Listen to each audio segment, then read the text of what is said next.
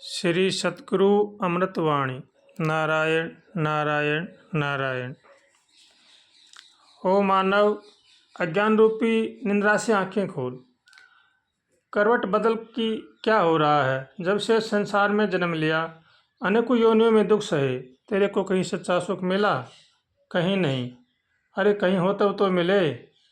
संसारी मैदान में तो सपने में भी सुख नहीं है, परंतु फिर भी इतना दीवाना हो गया है कि लोक परलोक की कोई चिंता नहीं कि हम क्या कर रहे हैं, उत्थान हो रहा है या पतन हो रहा है। अब तो बहुत गहरी निंद्रा में सो लिया है। जाग, उस मालिक को याद कर जिसने तुझको पैदा किया है, सारे संसार के सुख के साधन तैयार किए। अब तो उनकी शरण चल। अगर शांति चाहता है तो उनको सच्चे दिल से पुकार। इस संसार में भोगों में कहीं भी सुख नहीं है, परंतु आपने तो दुनिया के भोगों में सुख समझ रखा है। रात दिन चारों तरफ से संसारी काम क्रोध के थपेड़े लगते हैं। चिल्ला रहा है, दुख उठा रहा है, परंतु चलना उसी रास्ते। यही तो माया जाल है। देखो भगवान की कैसी विचित्र लीला है। रात दिन रोता चिल्लाता है। संसार में कोई किसी का साथी नहीं है, सब मतलब का संसार है, परंतु चलना उसी रास्ते जिसमें दुख ही दुख भरा हो। अगर भगवान की जिस पर दया हो, पूर्व जन्म के अच्छे संस्कार हों, किसी महान पुरुष का सत्संग हो, तब कुछ खेल समझ में आ सकता है। नहीं तो चाहे लाखों जन्म धारण करो, दुख के सिवा कुछ नहीं मिलेगा। अरे मूर्ख मन, अब तो बकवासबाजी छोड़ दे। उन मालिक के चरणों का ध्यान लगा, वही तेरी नैया पार लगाने वाले हैं। उनको सच्चे दिल से पुकारोगे तो वे तुम्हारी प्रार्थना जरूर सुनेंगे, परंतु सुने कैसे? तू तो हरामी पने पर आ रहा है। कभी पुकारता भी है तो भोग विलास चाहता है, उल्टा ज़्यादा दुख मोल लेता है। अरे भोगों में तो सुख तीन काल में भी नहीं है। देखो कितना अज्ञान है। मानव अब तो चेत कर, कुछ होगा सो हो गया, आगे के लिए समझ कर चल। भगवान ने हमको बहुत ही सुंदर अवसर दिया है, इसमें अपना लोक परलोक बनाएं। दुनिया में बहुत धक्के खाए, ठोकरें खाई, अंत समय में कोई सहायता देने वाला नहीं मिला, खाली दुख ही दुख मिला। यह संसार का नियम है। अब भी समझ समय है, चेत कर चलें। सच्चे दिल से उनको पुकारें, वो भगवान जरूर ही हमारी प्रार्थना सुनेंगे। हमें अब ये सोचना है कि भगवान का भजन कैसे करना चाहिए। भगवान का भजन तो सभी करते हैं, लेकिन भगवान के पास पहुंचने का तो और ही रास्ता है। पहले शुरुआत वहाँ से करो जो इस कोई रास्ते को तय किया हुआ है। उनको रुकावटों का पता है, किस साधन से कैसे जाना चाहिए।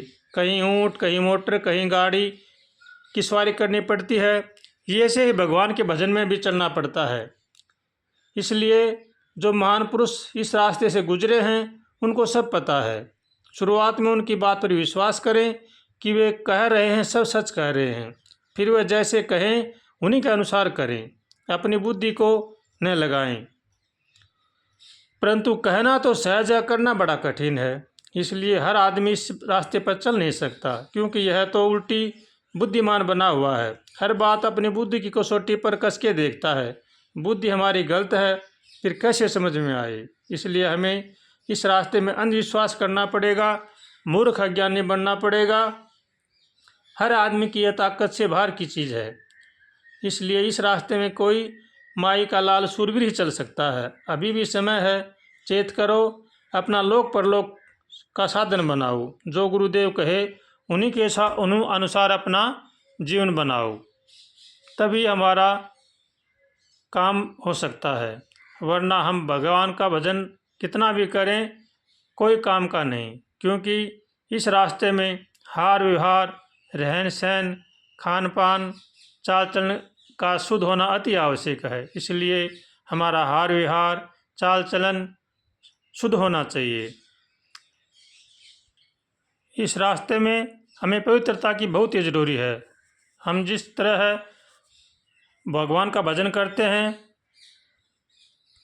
उसमें हमारा हार व्यवहार, खान पान, रहन सहन शुद्ध होना चाहिए। जितना हमारा हार व्यवहार, खान पान शुद्ध होगा, उतना ही हमारा मन भगवान में लगेगा।